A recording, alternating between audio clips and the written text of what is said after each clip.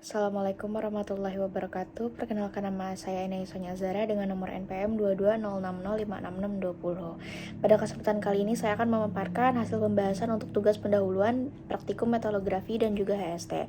Dan dengan fokus pada dua topik utama, yaitu pengaruh kualitas preparasi sampel metalografi terhadap hasil pengamatan mikroskopik serta perubahan struktur mikro di diagram TTT ketika laju pendinginan memotong sebagian dari nose atau hidung pada kurva transformasi. Nah, materi yang akan saya bahas ini merujuk kepada sumber yang tercantum di dalam slide dan juga dibagi ke dalam dua soal, yaitu soal C untuk metalografi dan kode soal 6 untuk HST.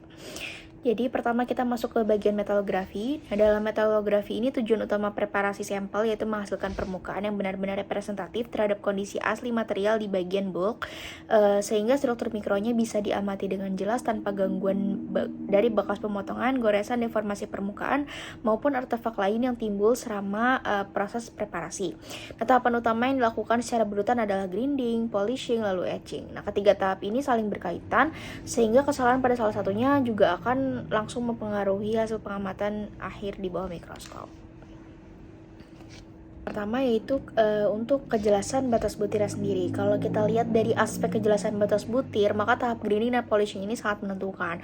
Apabila grinding dilakukan terlalu kasar dan polishing itu belum tuntas, akan tersisa goresan-goresan pada permukaan sampel. Nah, goresan ini bisa menutupi batas butir yang sebenarnya. Bahkan pada beberapa kasus dapat terlihat seperti garis batas butir palsu atau deformasi lokal. Nah, akibatnya ketika sampel ini diamati di mikroskop, batas butir itu menjadi sulit dibedakan secara akurat. Nah, padahal batas butir seharusnya muncul jelas setelah proses etching karena daerah ini memiliki energi permukaan yang tinggi dan bereaksi berbeda terhadap larutan etsa.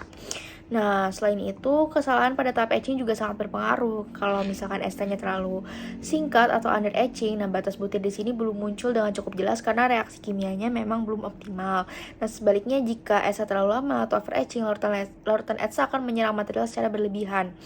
Nah, dampaknya batas butir menjadi terlalu lebar, terlalu gelap, kasar, bahkan dapat timbul titik atau lubang kecil pada permukaan. Nah, kondisi ini membuat penentuan titik tentu antar butir menjadi tidak akurat dan mengganggu interpretasi dari struktur mikro secara keseluruhan. Berikutnya itu identifikasi fasa. Nah, masuk ke bagian identifikasi fasa, kualitas preparasi juga sangat menentukan apakah kita bisa membedakan fasa satu dengan fasa lainnya secara tepat. Nah, pada tahap grinding dan polishing, apabila terjadi perbedaan kekerasan antar fasa, maka polishing yang tidak tepat bisa menimbulkan relief. Fasa yang lebih lunak akan terkikis lebih dalam dibanding fasa yang lebih keras. Nah, jadinya sehingga ketika kita lihat di mikroskop, fasa lunak tersebut akan tampak seolah-olah mereka ini berada lebih rendah atau memiliki bayangan tertentu. Nah, kondisi ini bisa dibilang menyesatkan karena fasa tersebut dapat salah diidentifikasi sebagai inklusi atau porositas. Nah, kemudian di tahap etching, identifikasi fasa itu sangat bergantung pada kontras yang muncul akibat perbedaan reaktivitas kimia antar fasa. Nah, jika etchingnya dilakukan dengan tepat, maka tiap fasa akan memberikan respon yang berbeda terhadap larutan etsa. Nah, sehingga kontras ini menjadi jelas. Tapi ketika over etching terjadi, semua fasa di sini dapat menjadi terlalu gelap sehingga secara merata dan kehilangan kontras tentunya. Nah, contohnya pada baja karbon, ferrit dan perlit yang seharusnya tampak berbeda bisa berubah menjadi massa yang gelap dan sulit dibedakan. Nah, hal ini menunjukkan bahwa identifikasi fase bukan hanya tergantung pada jenis materialnya, tetapi juga ketepatan teknik ESA yang bisa kita gunakan.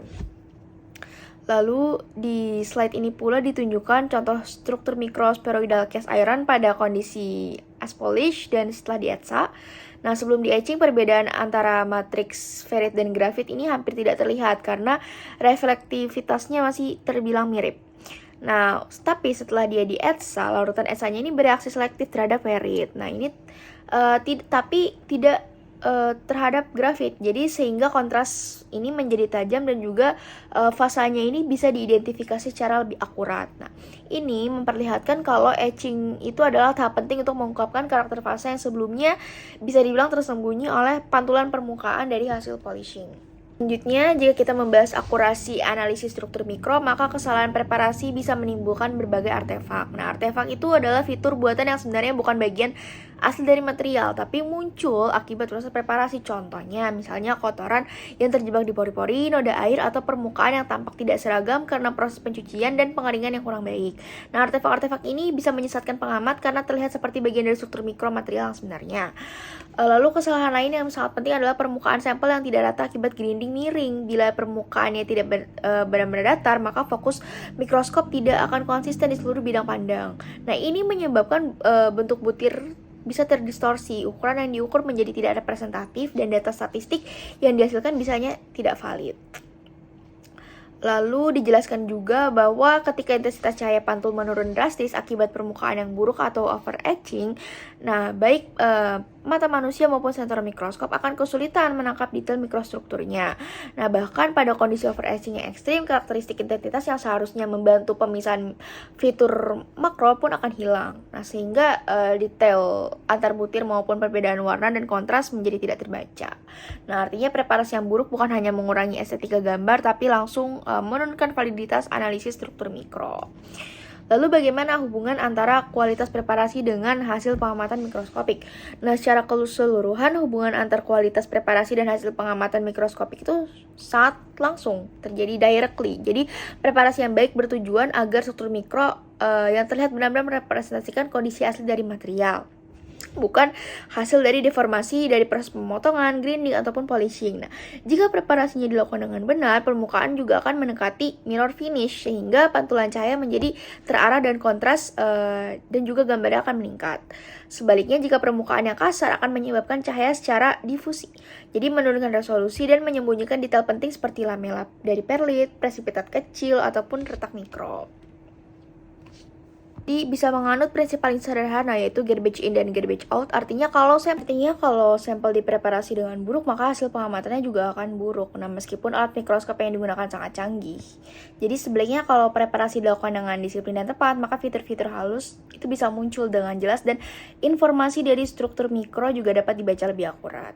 Untuk bagian HST, bagaimana pengaruh pendinginan lambat pada diagram TTT. Nah, pada diagram TTT, bagian nose atau hidung merupakan titik di mana transformasi fase berlangsung paling cepat. Nah, jika laju pendinginannya ini cukup lambat sehingga kurva pendinginan memotong bagian hidung ini, maka austenite ini akan mulai bertransformasi menjadi fase lain terlebih dahulu, terutama violet atau perit.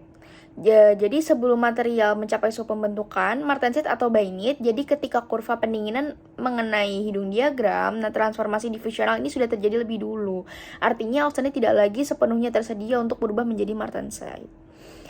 Lalu dalam kondisi ini karbon memiliki cukup waktu untuk berdifusi keluar dari struktur besi. Nah, sehingga terbentuk perlit yang merupakan campuran perlit dan cementite. Nah, karena transformasinya dimulai pada suhu yang relatif lebih tinggi dan akan berlangsung secara difusi, makanya struktur yang terbentuk cenderung lebih lunak dibandingkan martensite. Jadi akibatnya kekerasan material di sini akan menurun, tetapi keuletan dan elongasinya akan meningkat. Jadi laju pendinginan akan lebih lambat menghasilkan struktur yang lebih seimbang menuju perlitik atau ferritik, bukan struktur martensite yang keras ataupun getas. Lalu di pembahasan ini juga dijelaskan bahwa pada besi cor atau FCD 700, struktur mikro akhir di sini sangat ditentukan oleh interaksi antara laju pendinginan dengan diagram TTT.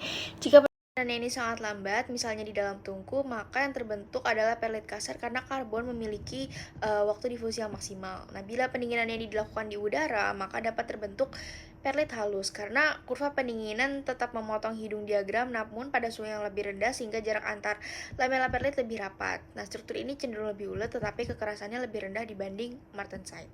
Jadi sebaliknya, jika pendinginan ini dilakukan dengan sangat cepat menggunakan media seperti oli atau air, kurva pendinginan dapat menghindari hidung diagram TTT dan langsung melewati daerah transformasi diffusional. Nah, dalam keadaan ini austenite berubah pada suhu rendah di bawah martensite start atau terbentuk MS atau martensite start, sehingga terbentuk martensite dengan morfologi seperti jarum atau asikuler.